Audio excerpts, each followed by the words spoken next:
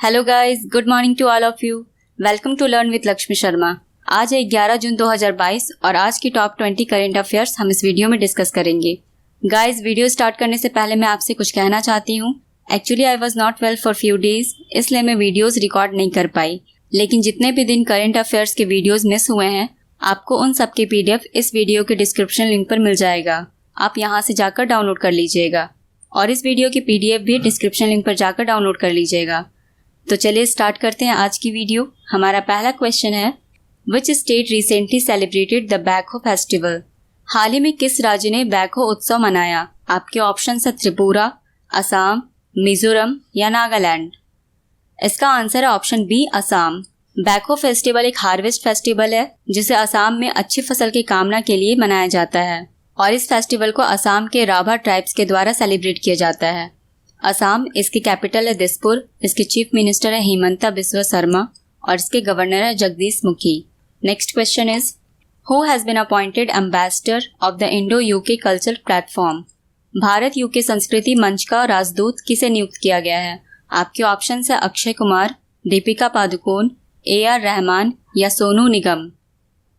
इसका answer option C, AR Rahman. AR Rahman जो एक जाने माने म्यूजिक कंपोजर और म्यूजिक डायरेक्टर हैं, इन्हें हाल ही में सीजन ऑफ कल्चर का नया एम्बेसडर बनाया गया है।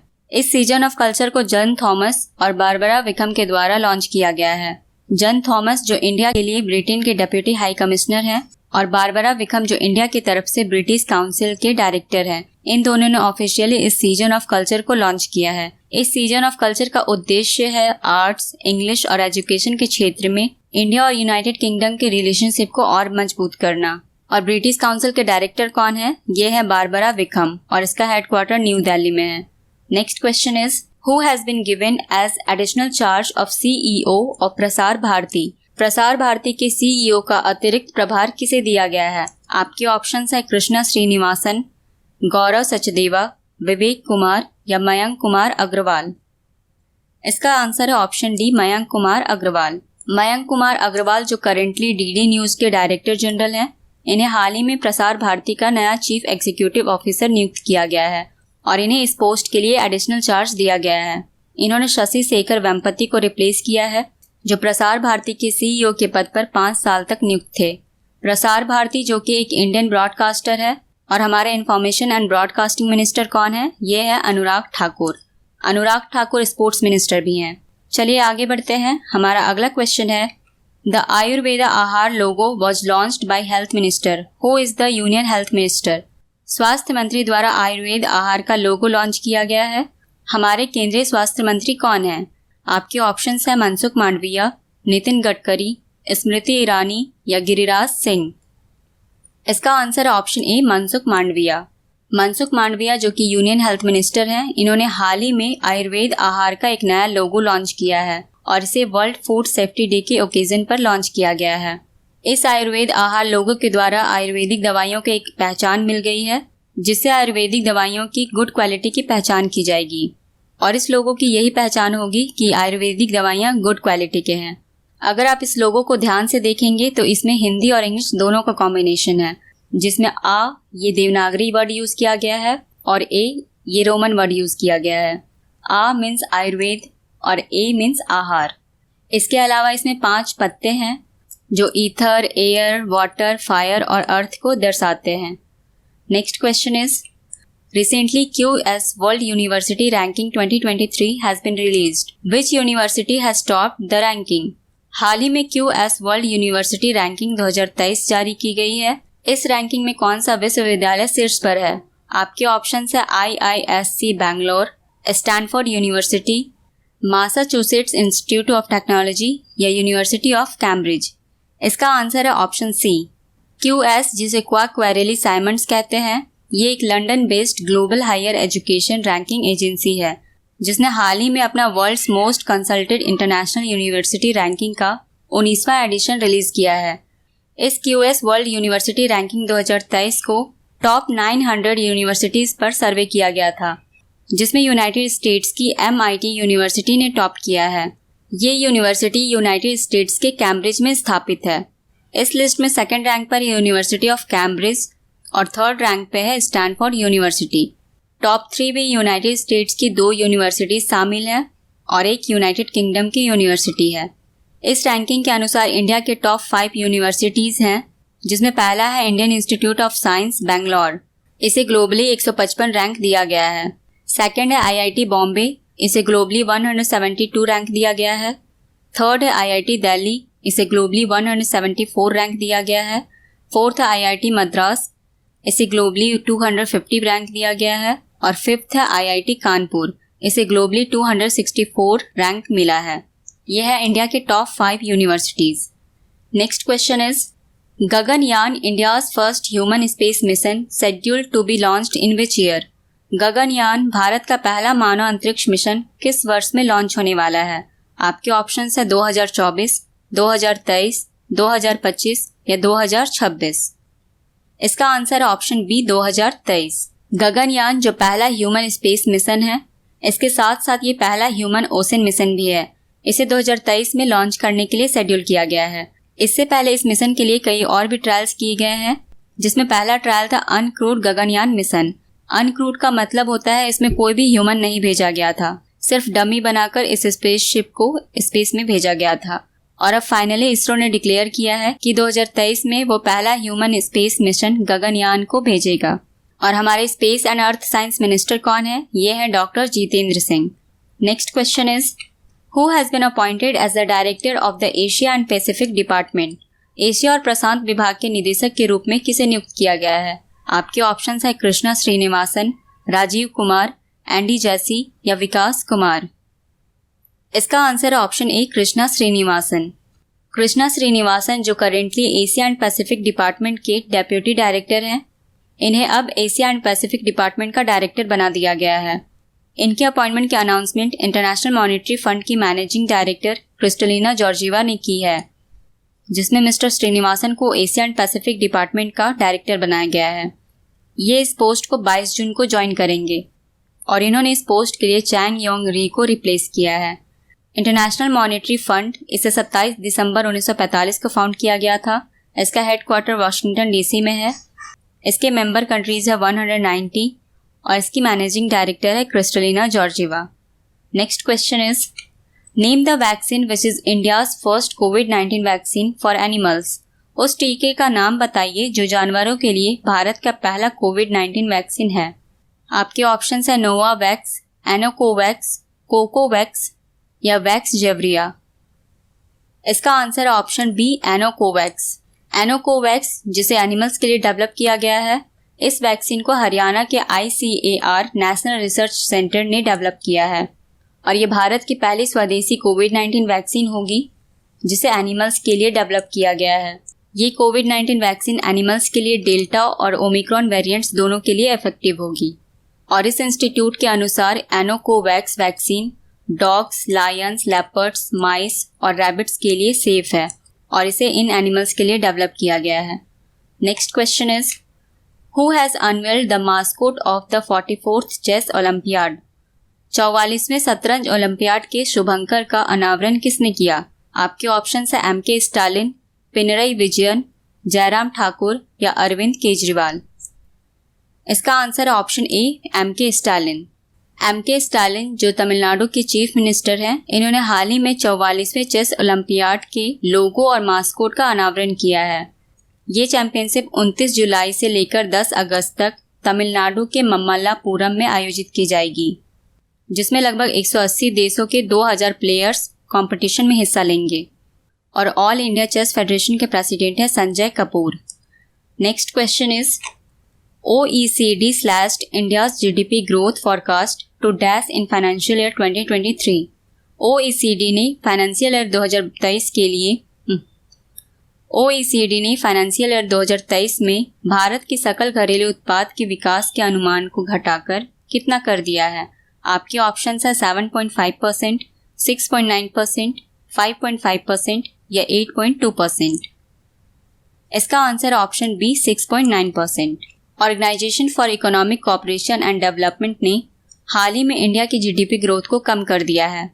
इसने फाइनेंशियल ईयर 2023 के लिए इसे 6.9% रखा है और 2024 के लिए इसने 6.2% रखा है।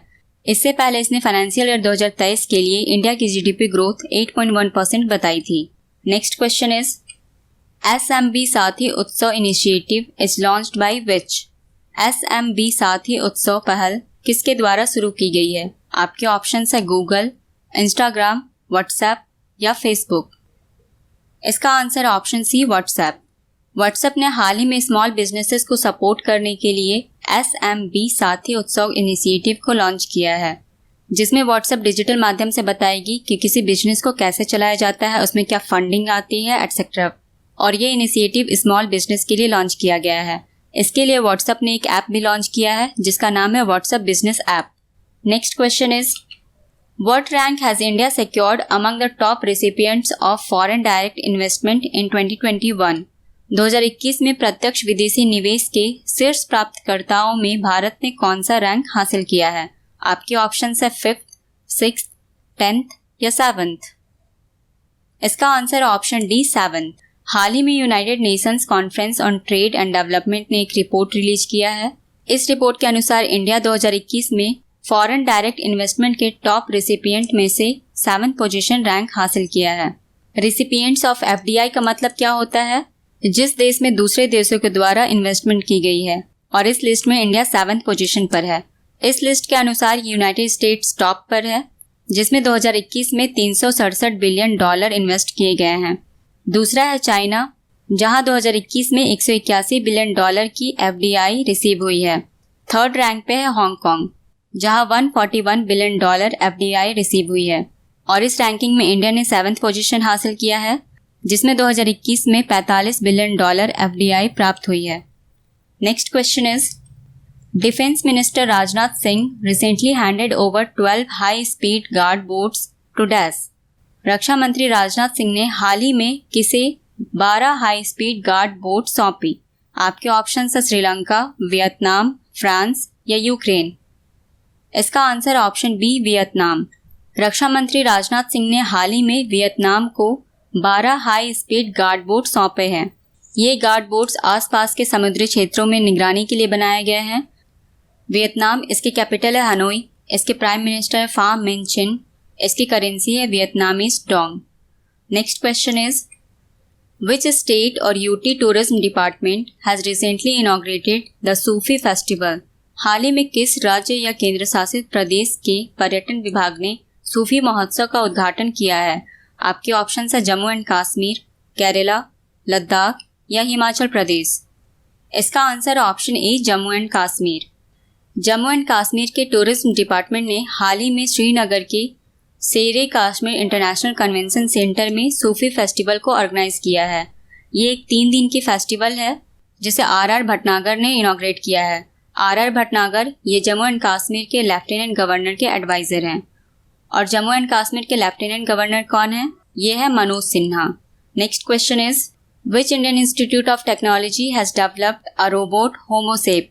किस भारतीय प्रौद्योगिकी संस्थान ने एक रोबोट जिसका नाम होमोसेप है विकसित किया है?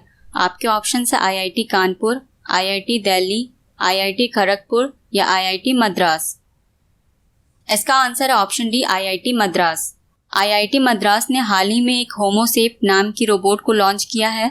ये होमोसेप रोबोट बिना किसी इंसान की मदद के सेप्टिक टैंक जैसे जगहों को साफ कर सकती है।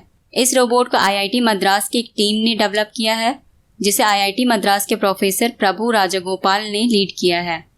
Next question is who became the highest paid CEO in the Indian IT sector in 2022? 2022 में भारतीय IT क्षेत्र में सबसे अधिक वेतन पाने वाले CEO कौन बने? आपके ऑप्शन है सत्य नाडेला, सुंदर पिचाई, थेरी डेलापोर्टे या शांतनु नारायण। इसका answer option C Thierry Delaporte, जो विप्रो के CEO हैं।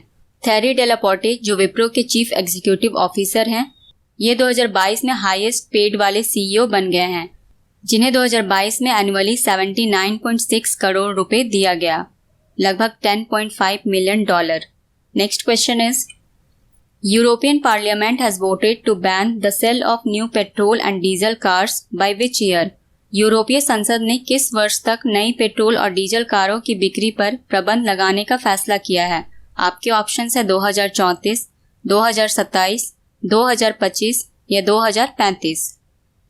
इसका आंसर ऑप्शन डी 2035।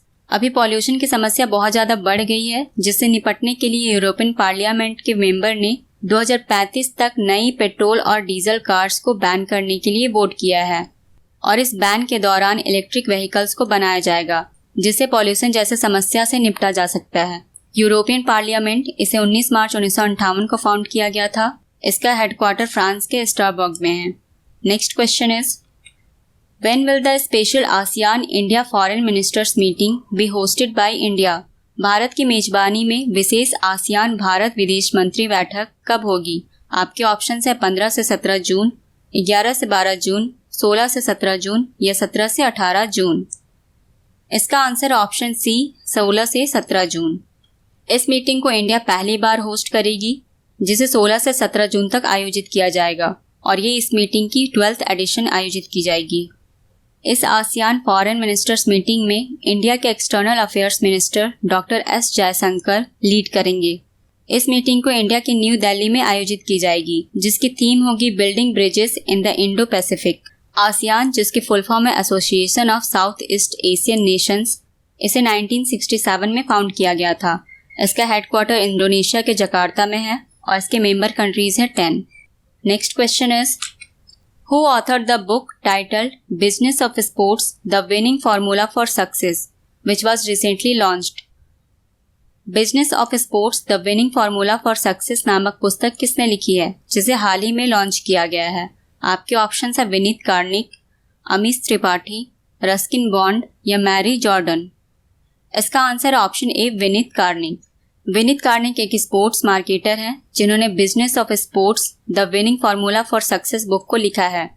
इस बुक को international institute of sports management ने लॉन्च किया है और ये इंडिया की पहली स्पोर्ट्स मार्केटिंग बुक है। Next question is, according to the RBI data, over 10 crore payment devices have been deployed across the country till April 2022। भारतीय रिजर्व बैंक के आंकड़ों के अनुसार अप्रैल 2022 तक देश भर में कितने करोड़ से अधिक भुगतान उपकरण तैनात किए गए हैं? आपके ऑप्शन है 1.18 करोड़, 1.12 करोड़, 1.75 करोड़ या 1.23 करोड़। इसका answer option A 1.18 crore. RBI के डेटा के अनुसार पीआईडीएफ स्कीम ने लगभग 1.18 करोड़ पेमेंट डिवाइसेस को डिप्लॉय किया है, जिसमें point of sale, mobile point of sale और दूसरे फिजिकल डिवाइसेस को इंस्टॉल किया गया है और ये डेटा अप्रैल 2022 तक का है। इसके अलावा पीआईडीएफ स्कीम ने 1,14,05,116 डिजिटल डिवाइसेस को भी लॉन्च किया है, जो क्यूआर बेस्ड पेमेंट सिस्टम है, जैसे UPI QR and Bharat QR, और पीआईडीएफ इसे पेमेंट्स इंफ्रास्ट्रक्चर डेवलपमेंट फंड कहा जाता है। सो गाइज, ये थे आज के टॉप 20 क्वेश्चंस। पिछले वीडियो में मैंने क्वेश्चन पूछा था, भारत के संशोधित ध्वज संहिता के अनुसार राष्ट्रीय ध्वज को अब किसमें बनाया जा सकता है? इसका आंसर था ऑप्शन सी पॉलिस्टर। अगले क्वेश्चन का आंसर आपको कमेंट सेक्शन में देना है। So the question is, Turkey will now be officially known as which name? तुर्की को अब आधिकारिक तौर पर किस नाम से जाना जाएगा? आपके ऑप्शन है तुर्की, तुर्कियन, तुर्कीये या तुर्किन। इसका आंसर आप कमेंट सेक्शन में देंगे। सो गाइज, आज की वीडियो में बस इतना ही। मिलते हैं कल वीकली करंट अफेयर सीरीज में, और जितने भी दिन वीडियोस मिस हुए हैं उन सब के पीडीएफ आपको इस वीडियो के डिस्क्रिप्शन लिंक पर मिल जाएगा, और साथ ही साथ आप इस वीडियो की पीडीएफ भी डाउनलोड कर लीजिएगा। थैंक्स फॉर वॉचिंग गाइज, और अगर आपको वीडियो अच्छी लगी तो इस चैनल को सब्सक्राइब कर लीजिएगा और इसे शेयर और लाइक करना मत भूलिएगा। Bye guys and have a good day.